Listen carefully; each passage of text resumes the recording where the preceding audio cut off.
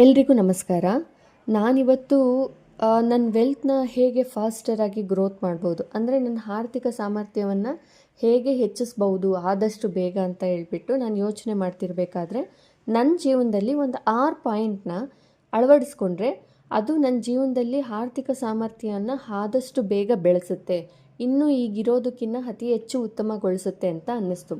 So ನಾನು ಇವತ್ತಿಂದನೇ ನಾನು ಹೇಗೆ ಈ 6 ಪಾಯಿಂಟ್ನ ನನ್ನ ಜೀವನದಲ್ಲಿ ಅಳವಡಿಸ್ಕೋತೀನಿ ಮತ್ತು ಹೇಗೆ ತಪ್ಪದೆ ಅವನ್ನು ನಾನು ಪ್ರತಿದಿನಾನು ಅಚ್ಚುಕಟ್ಟಾಗಿ ಅದನ್ನು ಲೆಕ್ಕ ಮಾಡ್ತೀನಿ ಅಂತ ನಾನು ತೋರಿಸ್ತಾ ಹೋಗ್ತೀನಿ. ಮೇಜರಾಗಿ 6 ಪಾಯಿಂಟ್ನ ನಾನು ಯಾವ್ಯಾವು ಅಂತ ಹೇಳ್ತೀನಿ. ಇದು ನನ್ನ ಜೀವನದಲ್ಲೇ ಅಲ್ಲ, ಎಲ್ಲರ ಜೀವನದಲ್ಲಿ ಕೂಡ ತುಂಬ ಇಂಪಾರ್ಟೆಂಟ್ ಪಾಯಿಂಟ್ಸ್. ನಾವು ಇದನ್ನು ಫಾಲೋ ಅಪ್ ಮಾಡ್ತಾ ಹೋದರೆ ನಿಜವಾಗ್ಲೂ ಹೇಳ್ತೀನಿ, ನಾವು ಆರ್ಥಿಕವಾಗಿ ತುಂಬ ಸ್ಟೇಬಲ್ ಆಗ್ತೀವಿ. ನಾನು ಫಸ್ಟ್ ಪಾಯಿಂಟ್ ಹೇಳ್ತೀನಿ, ಎಲ್ಲ ಖರ್ಚು ಕೂಡ ಲೆಕ್ಕ ಇಟ್ಕೋಬೇಕು. ನಾವು ಹೇಳ್ತೀವಿ ಪ್ರತಿಯೊಂದು ರೂಪಾಯಿ ಕೂಡ ಇಂಪಾರ್ಟೆಂಟ್ ಆಗುತ್ತೆ. ಯಾಕಂದರೆ ಒಂದೊಂದು ರೂಪಾಯಿ ಅಂತ ಹೇಳ್ಬಿಟ್ಟು ನಾವು ನೆಗ್ಲೆಕ್ಟ್ ಮಾಡ್ತಾ ಹೋದರೆ ಆ ಒಂದು ರೂಪಾಯಿ ಕೂಡ ಜಾಸ್ತಿ ಆಗಿಬಿಟ್ಟು ಆ 100 ರೂಪಾಯಿನ ಮೈನಸ್ ಮಾಡಿಬಿಟ್ಟಿರುತ್ತೆ. ಅದಂತೂ ನಾವೀಗ ಯೂಸ್ ಮಾಡೋದು ಫೋನ್ಪೇ ಅಲ್ವಾ, ಸೊ ಲೆಕ್ಕಪತ್ರ ಇರೋದಿಲ್ಲ. ಆ ಹಿಸ್ಟ್ರಿ ಚಾರ್ಟ್ಸ್ನಂತೂ ನಾವು ಎಲ್ಲೂ ಚೆಕ್ ಮಾಡಲ್ಲ. ಸೊ ಆದ್ದರಿಂದ ಪ್ರತಿಯೊಂದು ರೂಪಾಯಿನೂ ನೀವು ಒಬ್ಬ ಬಿಸ್ನೆಸ್ ಮ್ಯಾನ್ ಆಗಿ ಲೆಕ್ಕ ಇಟ್ಕೊಳ್ತಾ ಹೋಗಬೇಕು. ಆಗ ಮಾತ್ರ ನಮ್ಗೆ ಎಷ್ಟು ಬರ್ತಿದೆ, ಎಷ್ಟು ಹೋಗ್ತಿದೆ ಅನ್ನೋದನ್ನು ನಮಗೆ ಲೆಕ್ಕ ಸಿಗುತ್ತೆ. ಸೊ ನಾವು ಅದನ್ನು ವೆಲ್ತ್ ಪ್ಲ್ಯಾನ್ ಆಗಿ ಯೂಸ್ ಮಾಡ್ಬೋದು. 2ನೇ ಪಾಯಿಂಟು, ಈಗಿರೋ ಸ್ಟೇಬಲ್ ಇರೋ ಜಾಬ್ನ ನೆಗ್ಲೆಕ್ಟ್ ಮಾಡಿಬಿಟ್ಟು ಸೈಡ್ ಬಿಸ್ನೆಸ್ ಅಂತ ಹೇಳ್ಬಿಟ್ಟು 2-3 ಪಾರ್ಟ್ ಟೈಮ್ ಮಾಡ್ಕೊತಾ ಹೋಗಬಾರ್ದು.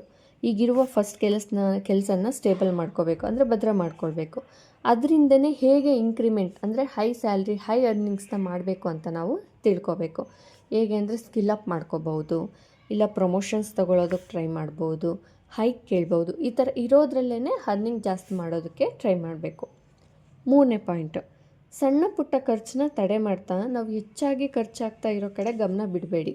ಏನಂದರೆ ನಾನೀಗ ಅಯ್ಯೋ 10 ರೂಪಾಯಿ ಕಾಫಿ ಕುಡಿದ್ರೆ ಖರ್ಚಾಗುತ್ತೇನೋ ಅಮೌಂಟು, ಸೇವ್ ಮಾಡೋದಕ್ಕಾಗಲ್ವೇನೋ, ಅಯ್ಯೋ ಒಂದು ಚಾಕ್ಲೇಟ್ ತಿಂದರೆ ಹೋಗುತ್ತೇನೋ, ಮಗುಗೊಂದು ಹಣ್ಣು ಕೊಡಿಸಿದ್ರೆ ಹೋಗುತ್ತೇನೋ ಅಂತ ಹೇಳ್ಬಿಟ್ಟು ನಾವು ಲೆಕ್ಕಾಚಾರ ಹಾಕಬಾರ್ದು. ಈಗ ಕರೆಂಟ್ ಅಂದರೆ ಮನೆಯಲ್ಲಿ ಸುಮ್ಮನೆ ಎಲೆಕ್ಟ್ರಿಸಿಟಿ ಉರಿಸೋದು, ಗೀಝರ್ ಜಾಸ್ತಿ ಹೊತ್ತು ಹಾಕೋದು, ಫ್ಯಾನ್ ಸುಮ್ಮನೆ ಆನ್ ಮಾಡಿಬಿಡೋದು, ಲೈಟ್ಸ್ ಎಲ್ಲ ಆನ್ ಆಗಿಬಿಡೋದು, ಈ ಥರದ್ದು. ಮತ್ತು ವಾಟ್ರ್ ಬಿಲ್ ಮಿತಿಯಾಗಿರೋದಕ್ಕಿಂತ ಅತಿ ಹೆಚ್ಚಾಗಿ ಬಳಸ್ತಾ ವಾಟ್ರ್ ಬಿಲ್ನ ಜಾಸ್ತಿ ಮಾಡೋದು.